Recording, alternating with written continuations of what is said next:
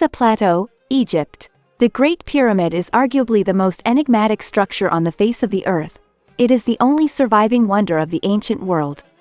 Egypt pharaohs expected to become gods in the afterlife.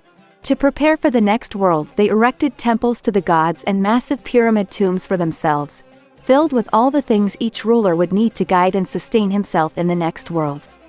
And after tons of research, we still don't know how they were built. So let's take a deeper look.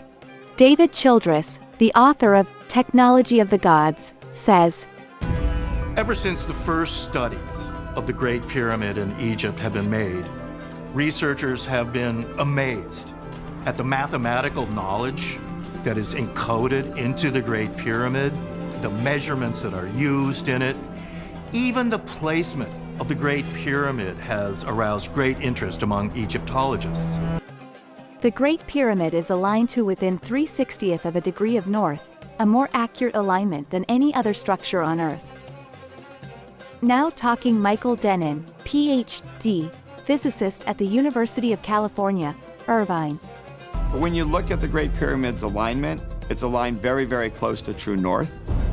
Even more interesting is to think about tracking back in time, because the Earth's axis has been shifting slowly. It's what we call precesses. And so if there's been a shift in that alignment, it could be that it was even more accurately aligned to north in the past when they built it. The Great Pyramid is not only perfectly aligned to the cardinal points, its placement on Earth is seemingly intentional as well. Scott Creighton, the author of The Great Pyramid Hoax, says, If you pass a great circle from the Great Pyramid through its cardinal and its ordinal directions, what you find is that these circles will pass through more landmass of the Earth than any other location on the Earth. You find that the Great Pyramid is essentially located at the centre of the world's landmass. Now David Wilcock, author of The Ascension Mysteries. The Great Pyramid was built with a level of technological sophistication far in excess of anything that we have today. They don't use the inch as we normally have it in the English system, it's the cubit. And what's interesting about this cubit is that it is exactly 1/25 millionth of the polar diameter of the Earth, meaning the distance from the North Pole to the South Pole of the Earth.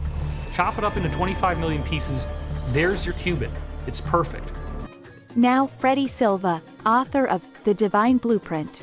Is that if you actually take the length of the Great Pyramid at its mean socket level, which is the corners of the actual building, it translates into 365.24 pyramid cubits, which just happens to be the Earth a year right down to a quarter day. The measurements of the length and width of the perimeter of the Great Pyramid correspond to an exact fraction of both the latitude and longitude measurements at the equator. Scaled up, this means the Great Pyramid directly corresponds to the circumference of the equator, as well as the measurement from the equator to the pole, making it a scale model of the Northern Hemisphere. Now talking Giorgio A. Sokolos, publisher, Legendary Times magazine. If you take the location of the Great Pyramid as a coordinate, this number sequence of this coordinate matches exactly the speed of light traveling through space, measured in meters per second. This is amazing stuff.